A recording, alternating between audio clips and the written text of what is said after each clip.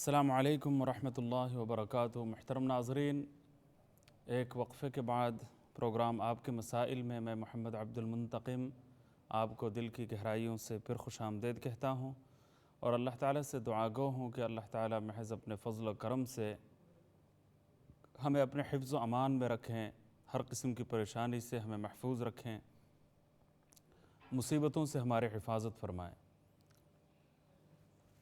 اللہ تعالیٰ دنیا اور آخرت کی تمام بھلائیاں ہم سب کو نصیب فرما دے، اللہم آمین یا رب العالمین۔ محترم ناظرین،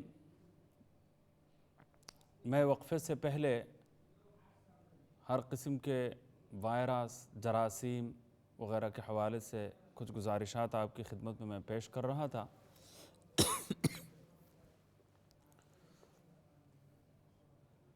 اللہ تعالیٰ نے قرآن کریم میں ارشاد فرمایا ہے کہ وَإِذَا مَرِضْتُ فَهُوَ يَشْفِينِ۔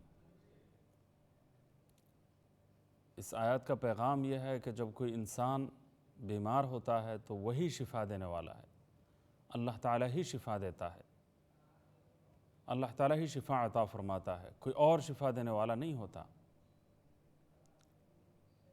یہ جو اسباب ہم اختیار کرتے ہیں، آج کے دور میں چیزوں پر، اسباب پر یقین کو ایمان کا حصہ بنایا جا رہا ہے۔ یہ ایمان کے خلاف اگر یہ کہا جائے کہ بہت دور رس اثرات کا حامل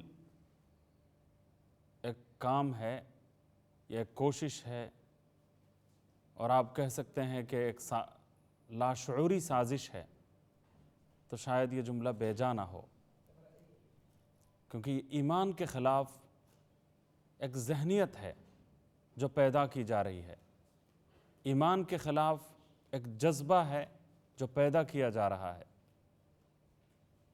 تو ایمان کا تقاضا کچھ اور ہے۔ ایمان کا تقاضا یہ ہے کہ من القدر خیرہ و شرہ من اللہ تعالی، کہ جو بھی اچھائی ہو، جو بھی برائی ہو، سب کچھ اللہ کی طرف سے ہے، اللہ کی طرف سے ہے، سب کچھ اللہ کے حکم سے ہے۔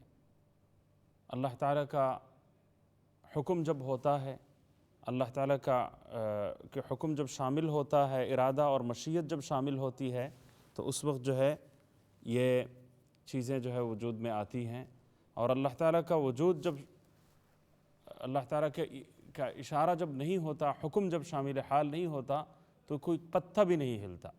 اللہ تعالیٰ کی مشیت اور ارادے کے بغیر کائنات کا کوئی ادنا سا ذرہ بھی حرکت میں نہیں آتا۔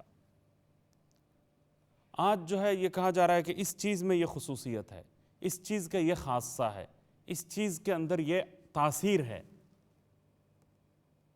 تو یہ تاثیر پیدا کس نے کی؟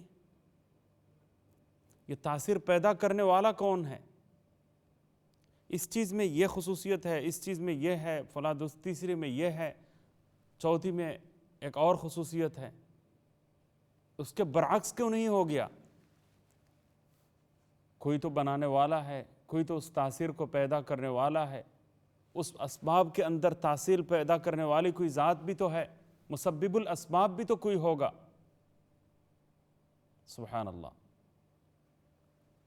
تو ہر طاقت کے پیچھے کوئی بڑی طاقت کار فرما ہے، ہر سبب کے پیچھے کوئی بنیادی سبب کار فرما ہے۔ وہ جو آخری ابدی لازوال جو سبب ہے وہ اللہ تعالیٰ کی ذات ہے۔ تو جو بھی اچھائی ہو، برائی ہو، وہ اللہ تعالیٰ کی مشیت کے مطابق ہے، اللہ تعالیٰ کے ارادے کے مطابق ہے۔ اللہ تعالیٰ کے ارادہ نہ ہو تو کوئی کائنات کا ادنا سا ذرہ بھی حرکت میں نہیں آ سکتا۔ تو یہ اہم بات ہے۔ تو اسباب کی طرف ایمان اور یقین لوگوں کے دلوں میں پیدا کیا جا رہا ہے۔ تو میں جو بات عرض کرنے والا ہوں اس کو ایک مثال سے میں سمجھانا چاہتا ہوں کہ نئی ٹرین جب چلی تھی ہندوستان میں، تو گاؤں کا ایک دیہاتی آدمی جس کی عادت یہ تھی کہ وہ کبھی درخت کے سامنے سجدہ ریز ہو جاتا تھا، ایسے مذہب سے اس کا تعلق تھا، ایسے ریلیجن سے اس کا تعلق تھا کہ جو بھی بڑی چیز نظر آئے اس کو وہ گاڈ سمجھتے ہیں، خدا سمجھتے ہیں، اس کے سامنے سر جھکا دیتے ہیں۔ کوئی بہت بڑا درخت سامنے آ جائے تو وہ یہ سمجھتے ہیں کہ شاید یہ خدا ہو، تو اس کے سامنے وہ سر جھکا دیتے ہیں، کوئی پتا اگر بہت مفید ہو تو اس کو گاڈ سمجھ کر اس کے سامنے جو ہے وہ سر جھکا دیتے ہیں۔ تو یہ ان کا مزاج ہے، ان کی طبیعت ہے، اور بے شمار خدائیں ان کے دین کا عقیدہ ہے۔ تو جب یہ نیا نیا آدمی، تو گاڑی کے بارے میں تصور یہ تھا کہ کوئی گھوڑے میں بیٹھے گا، کوئی گدھے میں بیٹھے گا، کوئی خچر میں بیٹھے گا، ہنکائے گا، چلائے گا، وہ گاڑی ہوتی ہے۔ اس کے علاوہ کوئی مشین کے ذریعے چلنے والی گاڑی کا تصور اس گاؤں دیہات میں رہنے والے اس آدمی کے دل میں تصور ہی نہیں تھا۔ تو وہ جب نیا نیا اچانک شہر آیا اور پہلی دفعہ زندگی میں ٹرین دیکھی، تو دیکھا یہ پوری عمارت کی عمارت چلی جا رہی ہے اور بھاگ رہی ہے۔ وہ حیران ہو گیا کہ عمارت بھاگ رہی ہے، دوڑ رہی ہے، اتنی لمبی چیز ہے، بھئی یہ تو خدا ہی ہوگا، یہ گاڈ ہی ہوگا، یہ بھگوان ہوگا یہ۔ تو وہ اس کے سامنے جو ہے وہ جا کے کہا کہ مجھے اس کے پاس لے جاؤ، اتنی بڑی طاقت ہے کہ اتنی بڑی چیز اور بھاگی جا رہی ہے، دوڑتے ہوئے جا رہی ہے، اور اس کو نگاہوں سے تاب لانا مشکل ہے، نگاہوں میں تاب نہیں ہے کہ اس کو دیکھ سکے، اتنی تیزی کے ساتھ رواں دواں ہے۔ تو اتنی بڑی چیز، چھوٹی سی ایک چیز کئی لوگوں کی ضرورت ہوتی ہے اٹھانے کے لیے، اب اتنی بڑی سی چیز خود بخود دوڑے جا رہی ہے، تو یہ خدا ہو سکتا ہے اور بھگوان ہو سکتا ہے۔ تو اس نے جا کے ٹرین کے سامنے سجدہ کرنا شروع کر دیا، ڈنڈوٹ کرنا شروع کر دی، ٹرینوں کی ڈنڈوٹ کرنا شروع کر دی۔ تو کسی اور صاحب نے دیکھا، وہ بھی بڑے عقل مند ہوں گے، تو انہوں نے کہا کہ بھئی تم کیوں سجدہ کر رہے ہو؟ کہ کہا بھئی یہ تو بڑی طاقتور چیز ہے، یہ بھگوان ہوگا، ورنہ ایسا کیسے جا سکتا ہے؟ کہا کہ نہیں بھائی، تم سمجھتے ہو کہ یہ جا رہی ہے، نہیں، وہ اصل میں ایک سبز اسٹیشن پر ایک سبز جھنڈی ہوتی ہے، وہ جب ہلتی ہے پھر جا کے یہ چلتی ہے، اس کے ہلنے سے پہلے وہ گاڑی چلتی ہی نہیں ہے۔ تو وہ سبز جھنڈی چلتی ہے، وہ ہلتی ہے، پھر جا کے چلتی ہے۔ تو جا کے کہا کہ پھر تو اصل طاقت جو ہے وہ سب جھنڈی میں ہے۔ وہ دیہاتی بیچارہ چلا گیا اور سب جھنڈی کی ڈنڈوت شروع کر دی، اس کو سجدہ کرنا شروع کر دیا۔ کسی اور نے دیکھا کہ بھئی سب جھنڈی کو کیوں سجدہ کر رہا ہے؟ کہا کہ بھئی یہ اتنی طاقتور چیز ہے کہ اتنی بڑی عمارت پوری گاڑی چلا لیتی ہے اور بھاگے سے چلتی ہے، یہ جب ہلتی ہے پھر جا کے یہ گاڑی، اتنی بڑی گاڑی چلتی ہے، اتنی بڑی عمارت چل پڑتی ہے۔ تو اس سبز جھنڈی میں شاید ساری طاقت پوشیدہ ہو۔ تو کسی اور نے کہا کہ بھئی یہ سبز جھنڈی میں کچھ بھی نہیں ہے، وہ اصل میں اندر گارڈ بیٹھا ہوا ہوتا ہے، اور وہ گارڈ اس سبز جھنڈی کو ہلاتا ہے، پھر جا کے وہ گاڑی چلتی ہے، تو اصل سب کچھ وہ گارڈ ہے۔ کہا کہ پھر تو وہ اصل طاقتور ہے، وہ اس سب جھنڈی کو ہلاتا ہے، پھر جا کے گاڑی چلتی ہے، تو گارڈ اصل میں سب کچھ ہے۔ تو وہ گارڈ کے سامنے جا کے اس کو سجدہ کرنا شروع کر دیا۔ وہ بیچارہ غریب آدمی تھا، اس کو تنخواہ ملتی تھی، ادنا انسان تھا، کمزور انسان تھا۔ اس نے کہا کہ میں تو بھائی تمہاری طرح کا ایک انسان ہوں، کچھ بھی نہیں ہوں، میں اور تم سے بھی زیادہ غریب ہوں، میں تو کچھ بھی نہیں کرتا، یہ تو اصل میں وہ جو گاڑی چلتی ہے نا وہ ڈرائیور چلاتا ہے، میں تو صرف جھنڈی ہلاتا ہوں، وہ چلانے والا اصل میں ڈرائیور ہوتا ہے۔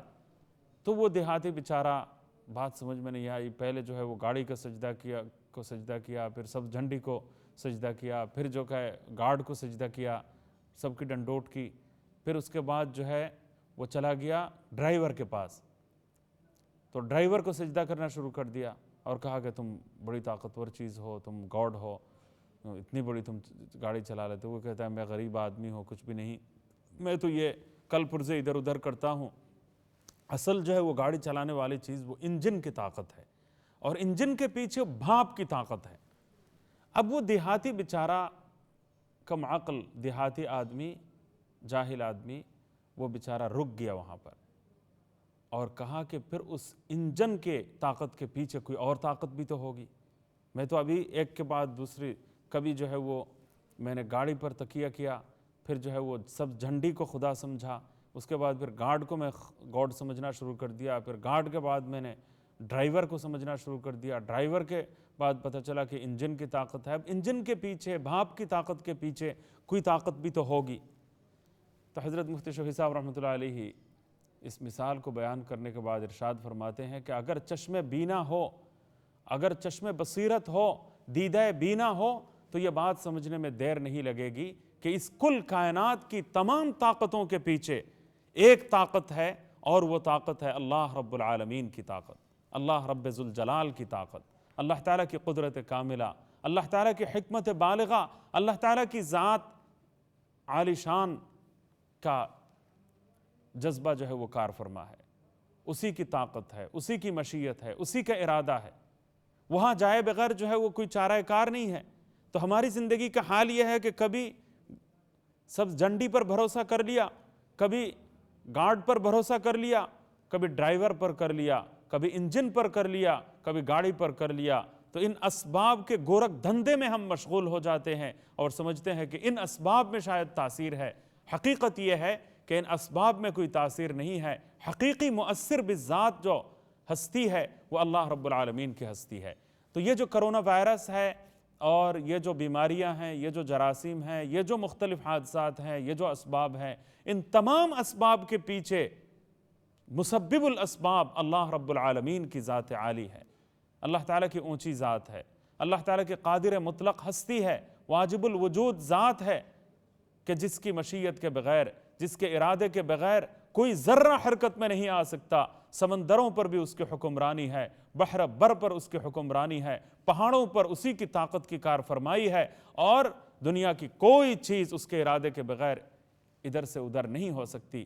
لہٰذا اس قسم کی پریشانیاں جب سامنے آتی ہیں تو سب سے بڑھ کر جس کام کے کرنے کی ضرورت ہے وہ یہ ہے کہ اللہ سے رجوع کیا جائے، اللہ کی طرف رجوع کیا جائے، اللہ سے اپنا لو لگایا جائے، اللہ تعالیٰ کے سامنے سر تسلیم خم کر دیا جائے، اسی کے سامنے توبہ کی جائے، اسی کے سامنے دست سوال دراز کیا جائے، اس کے سامنے عجز و انکسار کے ساتھ، عاجزی کے ساتھ، درماندگی کا اظہار کرتے ہوئے اور اپنی کمزوری اور بے بضاعتی کا اور فنائیت کا اظہار کرتے ہوئے اور انتہائی کمزوری کا اظہار کرتے ہوئے کہ ہم کچھ بھی نہیں ہے، جو کچھ ہے وہ آپ کی عطا ہے اور آپ کا دین ہے۔ یہ جو میں ہاتھ ہلا پا رہا ہوں، یہ جو میں بول پا رہا ہوں، یہ جو میں اپنے معافی ضمیر کا اظہار کرنے پر قدرت رکھتا ہوں، اور یہ جو کچھ بولنے، یہاں پر آنا، یہاں پر کرسی پر بیٹھنا، پروگرام کرنا، آپ تک پیغام پہنچانا، اور یہ سب کچھ میرا کوئی کمال نہیں ہے، اس میں صرف اور صرف اللہ تعالیٰ کی ذات کی کار فرمائی ہے، اللہ تعالیٰ کی قدرت کاملہ، اللہ تعالیٰ کی حکمت بالغہ۔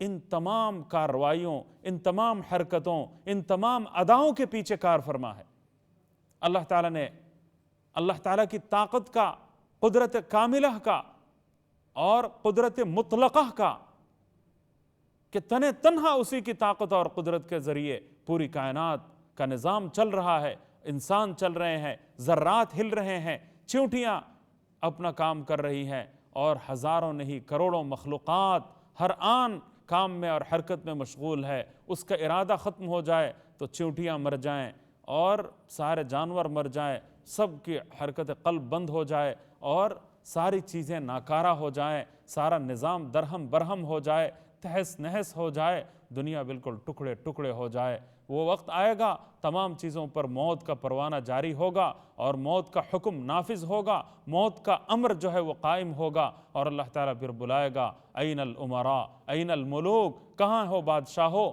جو تم ایک دوسرے کو چیلنج کیا کرتے تھے اور جنگ کی گھنٹیاں بجاتے تھے اور جنگ کی طبل بجاتے تھے اور ایک دوسرے پر جو ہے فاخرانہ انداز میں تفاخر کا اظہار کرتے ہوئے، بڑائی کا اظہار کرتے ہوئے ایک دوسرے کو چیلنج کرتے تھے اور طاقت کا مظاہرہ کرتے تھے اور یہ سوچتے تھے کہ میں طاقتور ہوں، میں بدلہ لینے پر قادر ہوں، کہاں ہو تم؟ تو میں یہ اس ساری تفصیل کے بیان کرنے کا مقصد یہ ہے کہ ان تمام اسباب کے پیچھے مسبب الاسباب جو ذات ہے وہ اللہ تعالیٰ کی ذات ہے۔ تو اس لیے ایسے موقع پر کرونا وائرس کا جو موقع ہے، جراثیم کی بات ہے، بیماری، مختلف جو وبائی امراض ہیں، جو بیماریاں ہیں، ان میں سب سے بڑا جو کام کرنا چاہیے وہ یہ ہے کہ انسان کو چاہیے کہ اللہ تعالیٰ سے وہ رجوع کرے، اللہ تعالیٰ سے وہ رجوع کرے۔ تو خود اللہ تعالیٰ نے ہمیں حکم دیا ہے کہ ہم اسباب بھی اختیار کریں، اسباب بھی اختیار کریں۔ حدیث میں فرمایا گیا ہے کہ کئی حدیثیں اس سلسلے میں موجود ہیں کہ جن احادیث طیبہ میں ارشاد فرمایا گیا ہے کہ ہر بیماری کی دوا موجود ہے، اگرچہ تم اس دوا کو جانتے نہیں ہو۔ اللہ تعالیٰ نے جتنی بیماریاں پیدا فرمائی ہیں، ان بیماریوں کی دوا بھی موجود ہے۔ علاج بھی موجود ہے، اگرچہ تمہیں وہ علاج معلوم نہیں ہے۔ تم میں سے کتنے لوگ ہو جو اس علاج کو جانتے نہیں ہو؟ جیسا کہ کلونجی کے بارے میں فرمایا ہے کہ کلونجی ہر بیماری کی دوا ہے الا السام، موت کے علاوہ۔ لیکن کلونجی کا تیل کس بیماری میں مفید ہے، کلونجی کا پیسٹ کس بیماری میں زیادہ مفید ہے، سادہ کلونجی کھا لینا کس بیماری میں زیادہ مفید ہے، کلونجی کو کس طریقے سے کب کہاں استعمال کیا جائے، یہ انسانوں کے تجربات پر چھوڑ دیا گیا۔ تو آج وقت بتاتا ہے کہ کلونجی کے مختلف انداز میں جو استعمال ہوتے ہیں وہ کئی فوائد کا حامل ہے، اور اسی طریقے سے ہم شہد کے بارے میں فرمایا گیا ہے کہ شفاء للناس، کہ ہر بیماری کی شفا اس میں پوشیدہ ہے۔ اب اس کے استعمال کے بے شمار طریقے ہیں، اور ہر چیز میں شہد کا استعمال ہو رہا ہے، اور شہد کا فائدہ ایک سائنسی تجربات کی روشنی میں ایک مسلم حقیقت ہے۔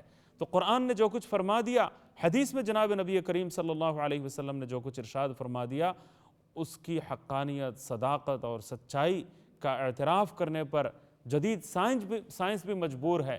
تو ہم ان علاجوں کا اہتمام بھی کریں۔ علاج کرنا رسول اللہ صلی اللہ علیہ وسلم کی سنت ہے، تو ہم علاج کریں گے اللہ تعالیٰ کے حکم کی تعمیل میں، لیکن عقیدہ یہ رکھیں گے کہ شفا دینے والی ذات اللہ تعالیٰ کی ہے۔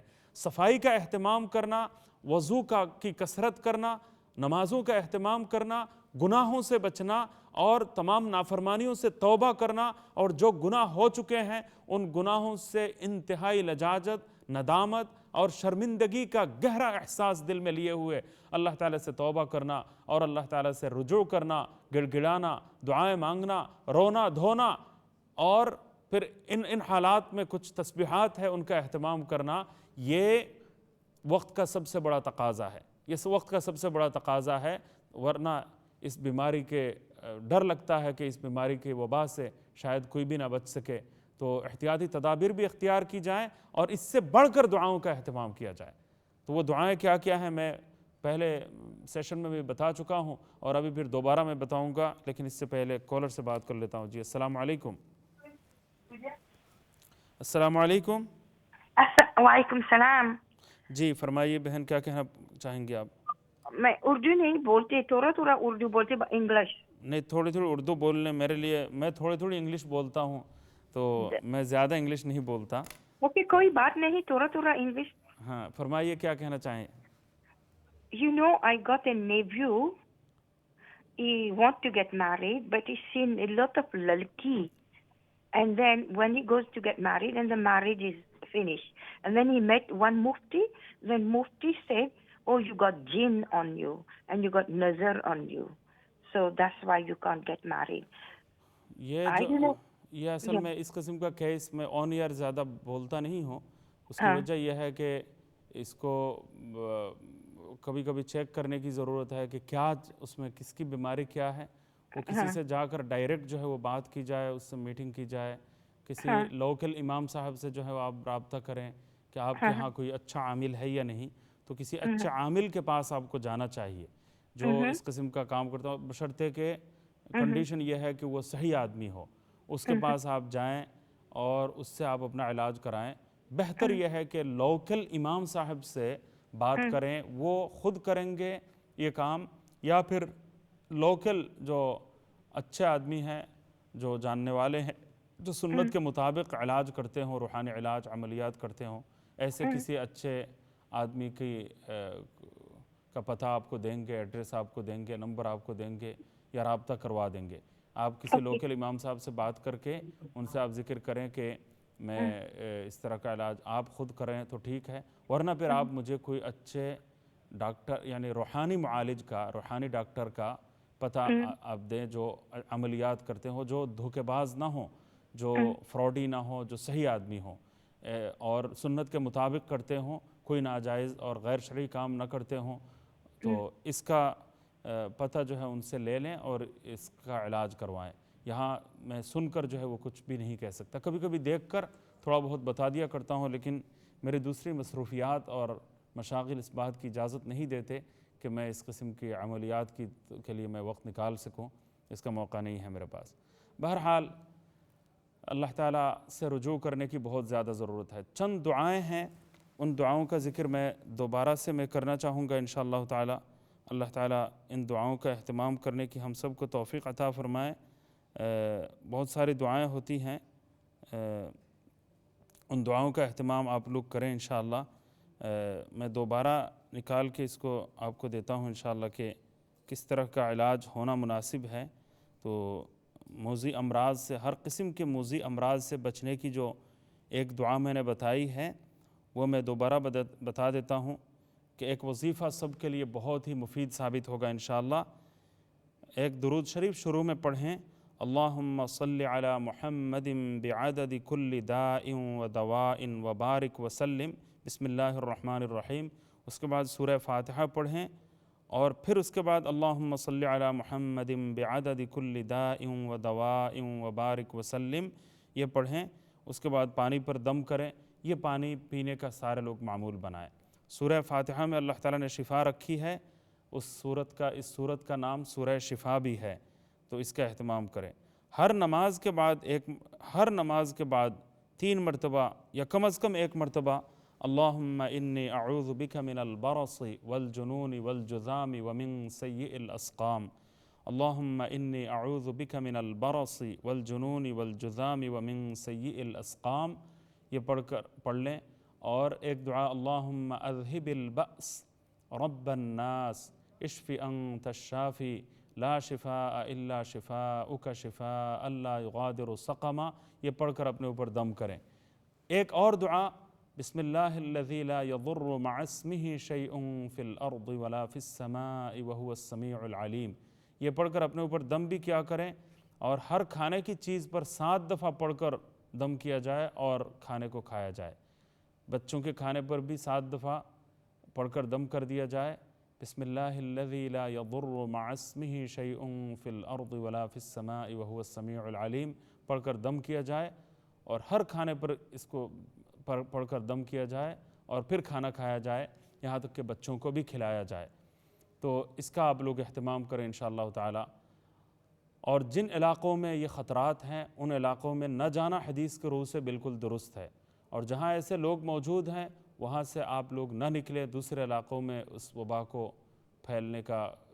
پھیلنے کا جو اندیشہ ہے اس کے پیش نظر ایسے علاقوں سے پھر موجود جو لوگ ہیں وہ نہ نکلیں، اللہ پر بھروسہ رکھیں اور دعا بھی کریں۔ حضرات صحابہ کرام رضی اللہ عنہم اجمعین کے دور میں بھی بعض وبائیں پھیلی۔ حضرت ابو عبیدہ بن الجراح رضی اللہ تعالیٰ عنہ شام کے علاقے میں موجود تھے اور وبائی امراض میں آپ شہید ہوئے۔ تو اگر کوئی باعمل رہتا ہے، باعمل مسلمان ہے، اس کا عمل اچھا ہے، اس کے اخلاق اچھے ہیں، فرائض اور واجبات کی ادائیگی کا وہ اہتمام کرتا ہے، اللہ تعالیٰ کی نافرمانی سے وہ بچتا ہے، حرام خوری سے بچتا ہے، حقوق اللہ اور حقوق العباد کی ادائیگی کا پورا اہتمام کرتا ہے، تو اس کے باوجود اور ان دعاؤں کا بھی اہتمام کرتا ہے، اور اس کے باوجود کسی کا انتقال کسی مسلمان کا اگر ہو بھی جاتا ہے، کسی مسلمان کا انتقال بھی اگر ہو جاتا ہے تو انشاءاللہ تعالی اس کو شہادت کی موت نصیب ہوگی۔ کئی احادیث اس بات پر شاہد عدل ہیں، اس بات کے لیے عظیم دلیل ہے کہ اس قسم کی بیماریوں کے نتیجے میں جو موت واقع ہوگی وہ موت شہادت کی موت ہوگی، ایسا انسان شہید کہلائے گا۔ تو اگر یعنی ایک سوال میرے سامنے یہ بھی آیا ہے کہ بعض لوگ ایسے لوگوں کو جلا دیتے ہیں، تو جلائے بغیر دور سے دفنانے کا اہتمام کر لینا ہوگا ہمارے لیے۔ یہ بہت ضروری ہے کہ ہم دفنانے کا اہتمام کریں، قبر پہلے سے بنائی جائے، کسی خدا نخواستہ اگر ایسا کچھ ہو جاتا ہے تو دفنانے کا جو اہتمام ہے اس کی طرف اس کا خیال رکھنا چاہیے۔ الحمدللہ مسلمانوں کے ساتھ ایسا کوئی واقعہ ابھی پیش نہیں آیا۔ تو دیکھیے 5 وقت کی نمازوں کے لیے وضو کا اہتمام، پھر ہمیشہ باوضو رہنے کا اہتمام، گھر سے نکلتے وقت بھی انسان وضو کر لے، باہر سے آنے کے بعد بھی وضو کر لے، اور ضرورت اگر ہوئی تو جیل وغیرہ کا استعمال، یہ ساری احتیاطی تدابیر اسلام میں بالکل جائز ہیں، علاج کا حصہ ہے، اور احتیاطی تدابیر کا اختیار کرنا یہ بالکل درست ہے۔ لیکن یقین یہ رکھا جائے کہ اللہ کا جب حکم ہوگا، اللہ کی مشیت جب ہوگی تب یہ بیماری آ سکتی ہے، ورنہ نہیں آ سکتی۔ لیکن علاج اور احتیاطی تدبیریں اختیار کرنا، اور سب سے بڑھ کر دعاؤں کا اہتمام کرنا، اور توبہ اور استغفار کا التزام کرنا، یہ بہت ضروری ہے، بہت ضروری ہے۔ اللہ تعالیٰ اس کی توفیق ہم سب کو عطا فرمائے۔ وقت اختتام کو پہنچتا ہے، اجازت چاہتا ہوں، دعاؤں کی درخواست ہے۔ السلام علیکم ورحمۃ اللہ وبرکاتہ۔